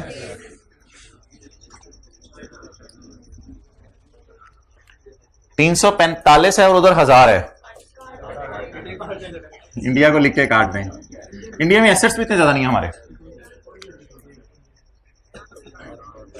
ईरान को काट दें, हाँ हाँ काट दें, ईरान को काट दें, कि ईरान में एसेट्स इतने ज्यादा नहीं हमारे। कनाडा तो फिर कनाडा है ना।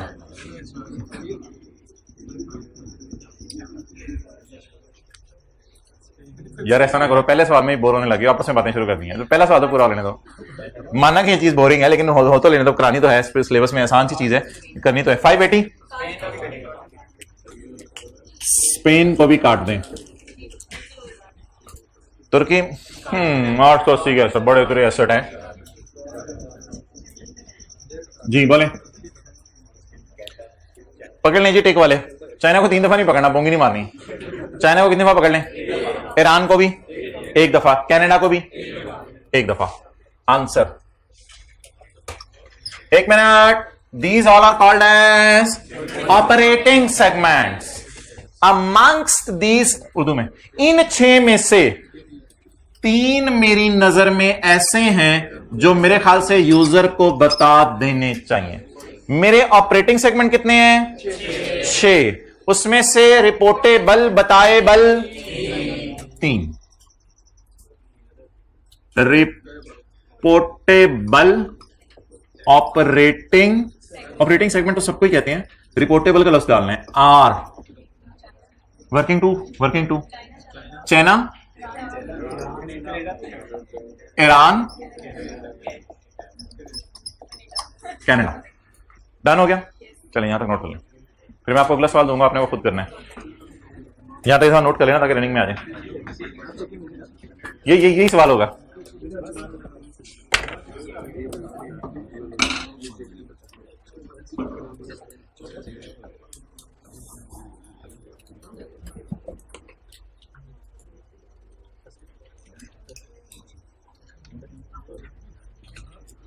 लाल याद रखने हैं बस। लाल कितने हैं? 3। टोटल रेवेन्यू, प्रॉफिट से लॉसेस में से हायर, और टोटल एसेट्स।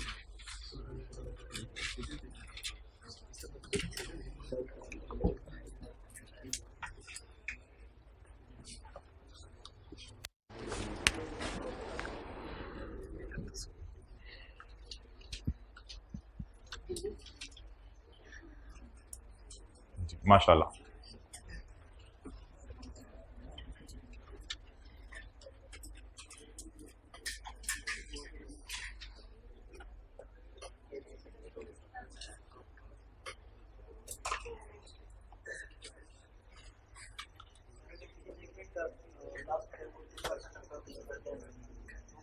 हाँ जी बिल्कुल। अगर इसका लॉस आ रहा होता 29, तो 29 को 27 से कंपेयर करते तो 29 ज्यादा है, तो ये रिपोर्टेबल बन जाता। जी भाईजान नोट कर लिया यहां तक? जल्दी कर।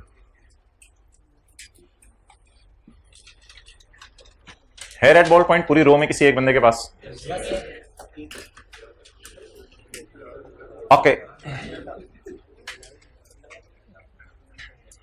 ये जी मैंने हाथ छुपाए हुए हैं आपके सामने, तो एक चीज निकलने लगी है।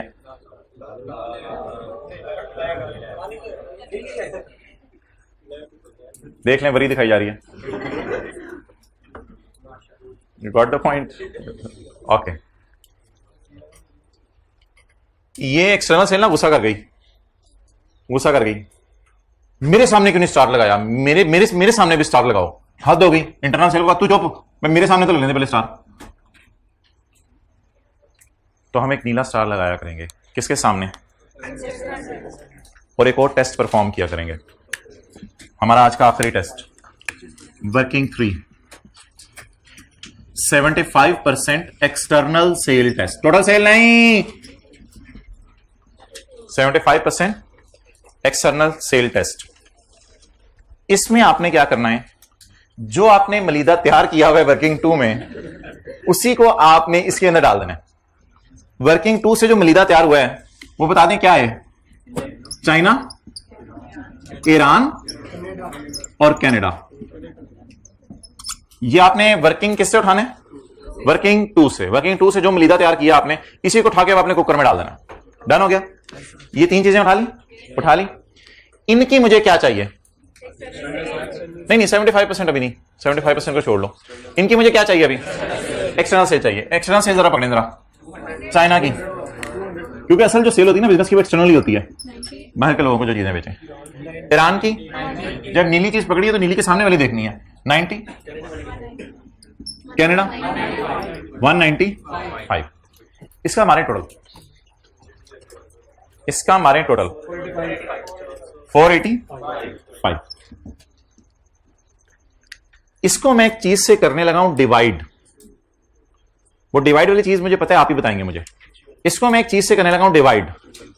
अगर जवाब आ गया 75% से ज्यादा तो फिर मैं करूंगा शुक्र कि ये टेस्ट पास हो गया, मुझे कुछ करने की आगे जरूरत नहीं सवाल में। और अगर इसको मैंने डिवाइड किया एक फिगर से, वो पता नहीं कौन सी फिगर है, इंशाल्लाह थोड़ी देर में आपके सामने व्हाइट बोर्ड पे लिखी होगी। इसको मैं एक फिगर से करने लगा हूं डिवाइड, यानी 3 डिपार्टमेंट्स की मैंने सेल पकड़ी है, इसे मैं किसी सेल से डिवाइड करूंगा ऑब्वियसली। अगर जवाब 75 से आ गया ऊपर तो मैं कहूंगा अल्लाह का शुक्र है, अच्छी खासी सेल में यूजर को बता रहा हूं, ऑलरेडी अच्छी खासी सेल में यूजर को बता रहा हूं।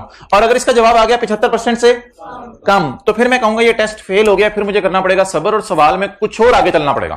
तो अल्लाह करे इस सवाल के अंदर जवाब 75 से ज्यादा ही आ जाए, क्योंकि जो अगला सवाल मैं आपको दूंगा उसमें फिर पता नहीं क्या होता। इसको मैं किससे डिवाइड करूं, तीनों की सेल को किससे डिवाइड करूं, एक्सीलेंट, 612 से।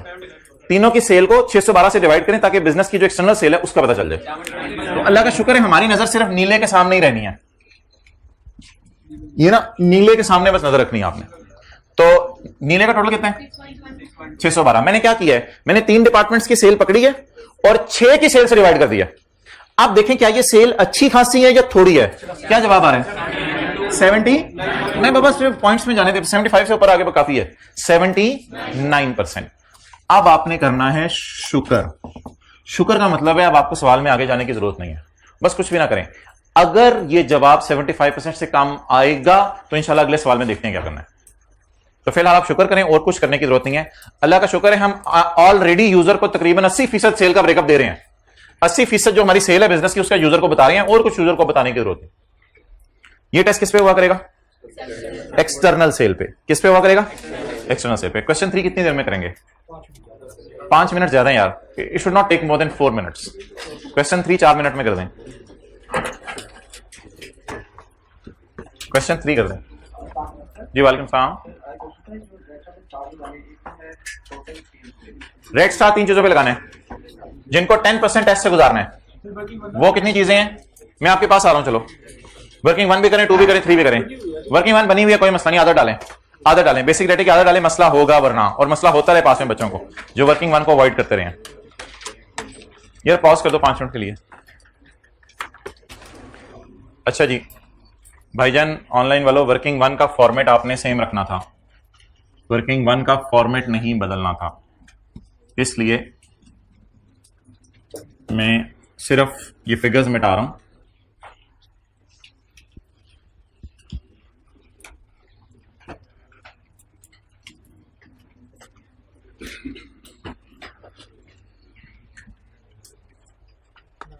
चलें जी,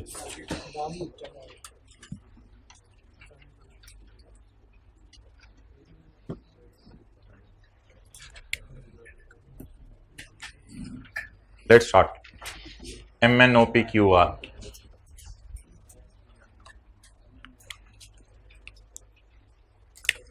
मानो MNOPQR टोटल। चलें जी, पहला सवाल तो यह जहन में ये आया कि सवाल में रेवेन्यू दिया हुआ है लेकिन बताया नहीं हुआ कि रेवेन्यू एक्सटर्नल है या इंटरनल है, तो हमेशा एज्यूम करेंगे एक्सटर्नल है, तो एक्सटर्नल की वजह से इसको उठाएं 200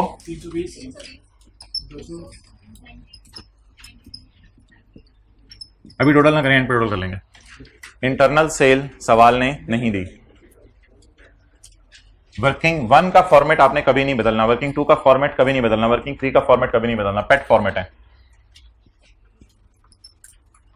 टोटल्स करें इनके 200 हो जाएगा, इसका मेरे ख्याल से 320 आ जाएगा, इसका शायद 98 तक हो जाएगा। अच्छा जी, प्रॉफिट्स हैं या लॉसेस हैं? दोनों हैं। अच्छा ये क्वेश्चन है मोहतरम, क्वेश्चन नंबर 3। आपने 4 कर दिया, मेरे मुंह से 4 निकला था। अच्छा चलो जी बोले यार। अब -50 -140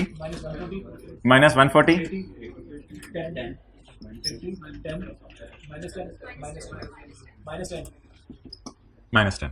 अच्छा जी, प्रॉफिट्स को बुलाएं, लॉसेस को साइन इग्नोर किए बगैर बस बुला के टोटल कर दें।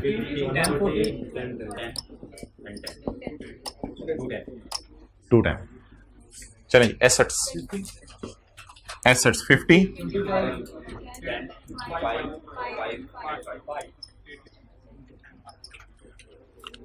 चलें जी, विच मार्कर टू होल्ड, रेड और ब्लू? रेड।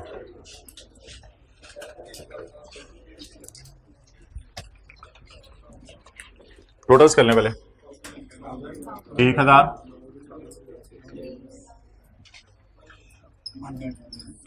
अच्छा वैसे अगर सारे ही लॉसेस हुए ना तो इधर टोटल कर दीजिएगा, और अगर सारे ही प्रॉफिट्स हुए तो भी इधर ही टोटल कर दीजिएगा। तो अच्छा मैं वही ना करा दूं। अच्छा 100, वो नीला ही क्या जो, वो लाल ही क्या जो बदल जाए। टोटल सेल प्रॉफिट्स या लॉसेस में से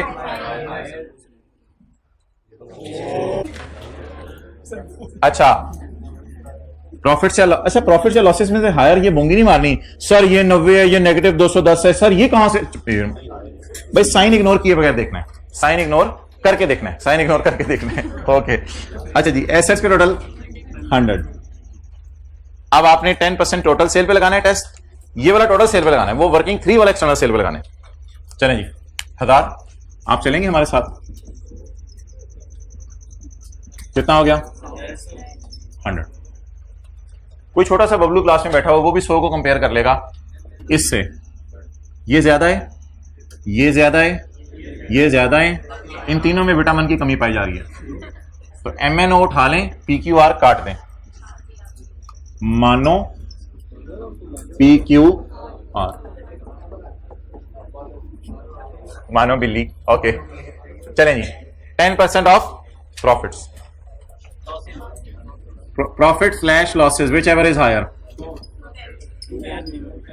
अच्छा ये कैलकुलेटर ना पकड़े, खुद ही किस आ जाएगा 21। अब ना साइन पेपर में नहीं उंगली पकड़ के मिटाने लग जाना, अब साइन इग्नोर करके 21 से ये ज्यादा है, ये ज्यादा है, ये ज्यादा है, ये तीनों कम है। 50 140 और 80 MNO।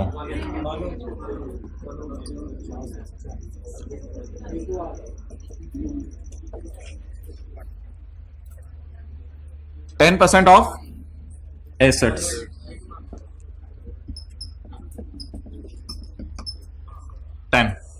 चलें जी। अच्छा इज इक्वल टू वाले को भी उठाना है,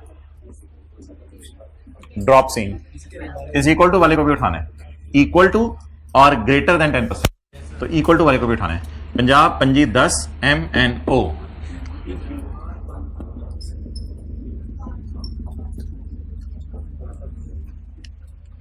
बड़ा मेरे भूखा तेरी। अच्छा जी, reportable operating segments are as follows. Reportable, reportable, हाँ जी भाईजान, MNO, क्लियर? NO। डन। एक टेस्ट आपने और परफॉर्म करना है। होल्ड द नीला, ओपन द नीला, ड्रॉ द स्टार विद नीला। अच्छा जी, अब आपने क्या करना है, वर्किंग 1 में जो, वर्किंग 2 में जो मलीदा बना हुआ है उसको आपने उठाना है। मलीदा होता है रॉ मटेरियल। एक्सटर्नल सेल, एम तशरीफ ले आए, एन को साथ ले आए, ओ भी आ रहा है, इनके एक्सटर्नल सेल पकड़े। ये ए चुकनी, एनी चुकनी, एनो चुको 200, 320 और 200।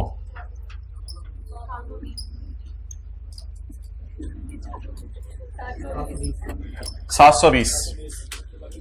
इसको आपने एक चीज से डिवाइड करना है। वो जो पिज्जे में नहीं डलती चीज, इसको आपने एक चीज से डिवाइड करना है। वो चीज होगी नीला।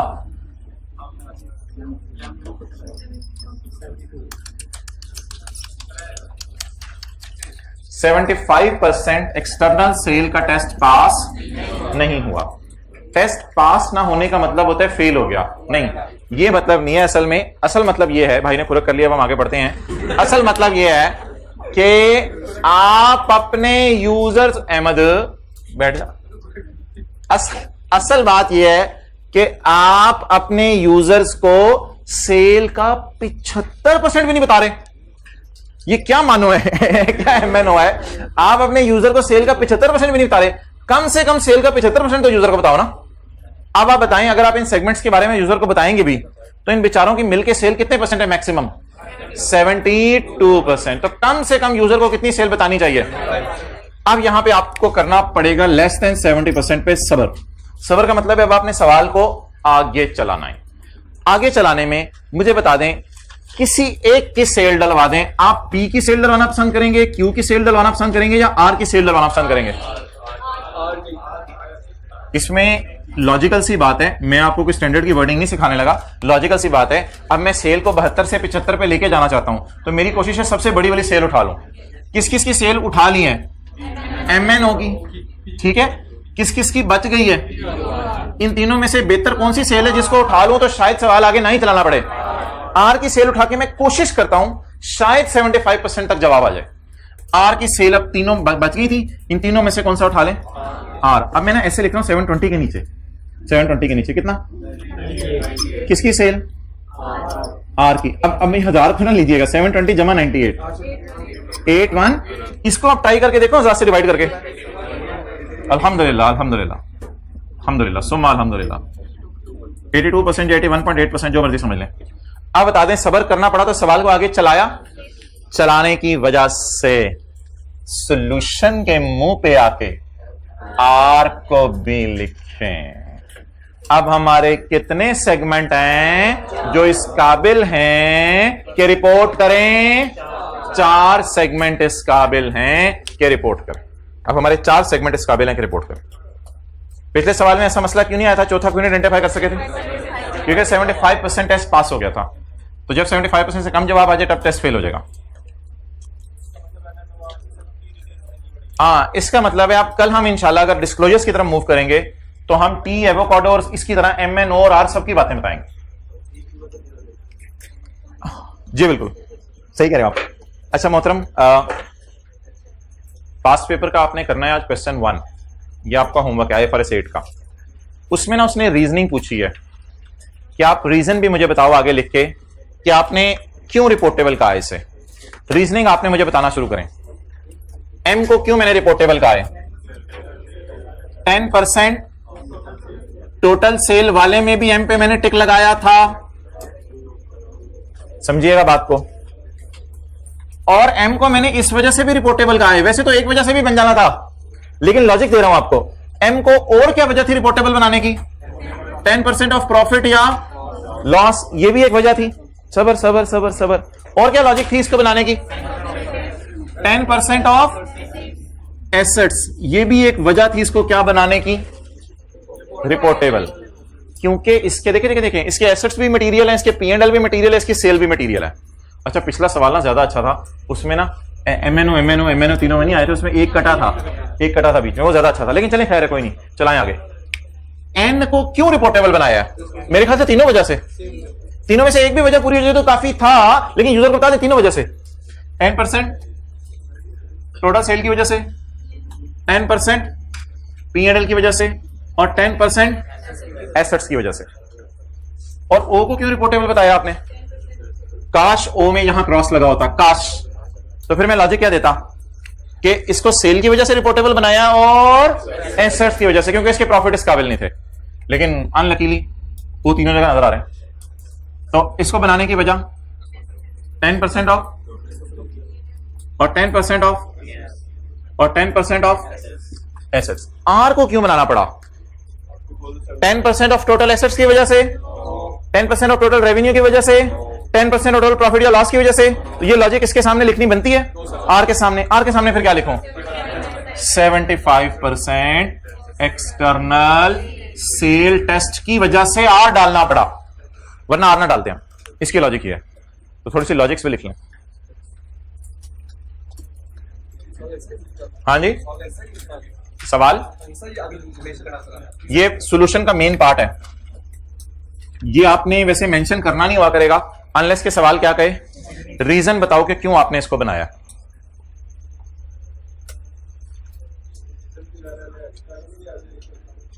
आप ऊपर लिखोगे सेगमेंट, आगे लिखोगे रीजन, हेडिंग डाल दोगे।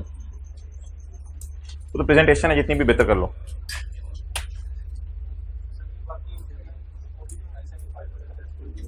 नहीं, वो तो ऑलरेडी उसमें कवर हो गए, इसलिए इनको इस तरह डालने की जरूरत है।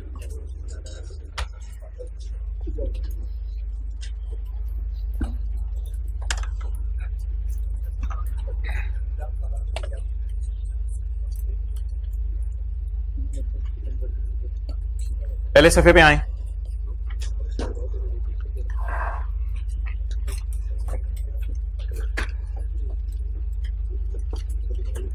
कितने लोग आज रॉयल फैन की फाइनेंशियल स्टेटमेंट्स डाउनलोड करके उसमें ऑपरेटिंग सेगमेंट का डिस्क्लोजर ढूंढेंगे? रॉयल फैन की फाइनेंशियल स्टेटमेंट्स आपको नहीं मिलेंगी क्योंकि वो प्राइवेट कंपनी है, और प्राइवेट कंपनीज के ऊपर ये स्टैंडर्ड नहीं लगता। प्राइवेट कंपनीज पे ये स्टैंडर्ड नहीं लगता। हेडिंग पढ़ें जी। कोर प्रिंसिपल छोड़ें, वाइस प्रिंसिपल की तरफ आए।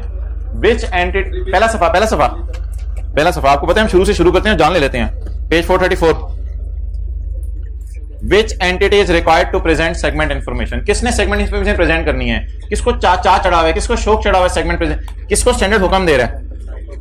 Segment reporting is required for any entity whose debt और equity is quoted on public securities market. Pakistan में इसे स्टॉक एक्सचेंज कहते हैं शायद, स्टैंडर्ड बनाने वाले ने तो अजीब सा लफ्ज़ लिखा है पब्लिक। अच्छा, डेट और इक्विटी कोट हुए हैं मार्केट में। इक्विटी क्या होती है? शेयर्स। आपको पता है शेयर्स मार्केट में बिकते हैं, इक्विटी तो शेयर्स होती हैं। क्या आपने कभी सुना है लोन या डिबेंचर भी मार्केट में बिकते हैं?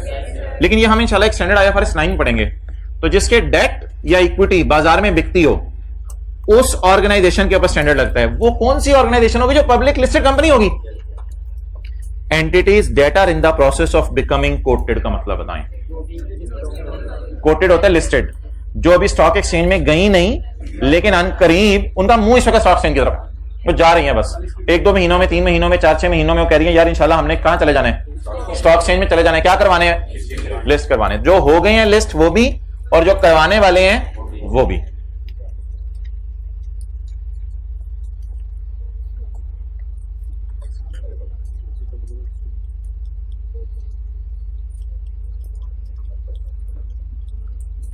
PTCL पेरेंट कंपनी है, इसकी सब्सिडरीज हैं। मिसाल के तौर पे हायर एसी वाले, ऐसी मिसाल दे रहा हूं, यूफोन वाले और पेप्सी वाले तो बुरा मना जाएंगे। गोरमे भी फर्ज करें कंपनी इसके अंडर आती है, ठीक है। चलो कोई मशहूर बेकरी कर लो, जलाल सन्स, चलो जी, ये भी इसके अंदर आती हैं। अच्छा भाई, कंसोलिडेशन के आखिरी बात कर रहा हूं, आप लोग बातें कर लें आपस में। अच्छा, जब हम पढ़ेंगे कंसोलिडेशन का चैप्टर, तो उसमें मैं बताऊंगा आपको कि ये कंपनी अपना P&L बैलेंस शीट अलग बनाती है, ये कंपनी अपना P&L बैलेंस शीट अलग बनाती है, ये कंपनी अपने P&L बैलेंस शीट अलग बनाती है, ये कंपनी अपना P&L बैलेंस शीट अलग बनाती है। और इन चारों को मर्ज करना नाम होगा कंसोलिडेशन। तो 5 फाइनेंशियल स्टेटमेंट्स बनेंगी, 5 फाइनेंशियल स्टेटमेंट्स। आसान कर लेते हैं यार, 4 फाइनेंशियल स्टेटमेंट्स बनेंगी, 4। कौन कौन सी? एक होंगी सेपरेट, किसकी? और एक किसकी होंगी? हायर अपना पी एंड एल अलग बनाएगा, हायर अपना पी एंड एल अलग बनाएगा, सेपरेट। हायर वाले अपना सेपरेट बनाएंगे पी एंड एल, और यूफोन वाले भी सेपरेट बनाएंगे। अच्छा, हमें पेपर में कंसोलिडेशन के चैप्टर में क्या करना होगा? एक कंसोलिडेशन करनी होगी।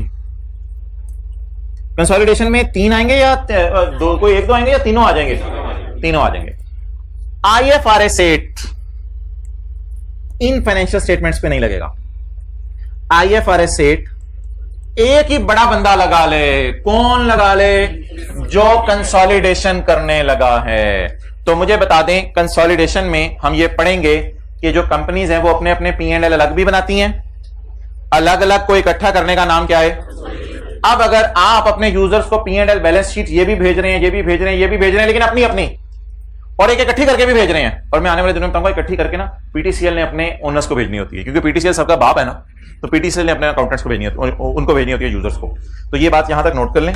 समझ आ गई? बहुत अच्छी बात है। नहीं समझ आई? बिल्कुल कोई मसला नहीं, हम इंशाल्लाह कंसोलिडेशन के चैप्टर में ये बात पढ़ लेंगे। लेकिन बता दें कि सेपरेट अकाउंट्स पे ये स्टैंडर्ड लगता है, या अगर मर्ज हो रहा हो तो मर्ज अकाउंट्स पे, मर्ज अकाउंट्स पे।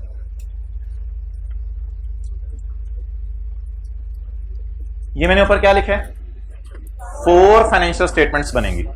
स्टैंडर्ड किस में लगेगा? चारों पे या एक पे? जो कौन कर रहा होगा?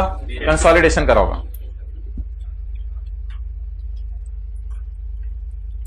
ऑल के पी एंड एल और ऑल की बैलेंस शीट इकट्ठी बनेगी। ठीक है जी। होमवर्क पास पेपर क्वेश्चन 1 है IFRS 8 का सिर्फ, और क्लोज कर दो रिकॉर्डिंग।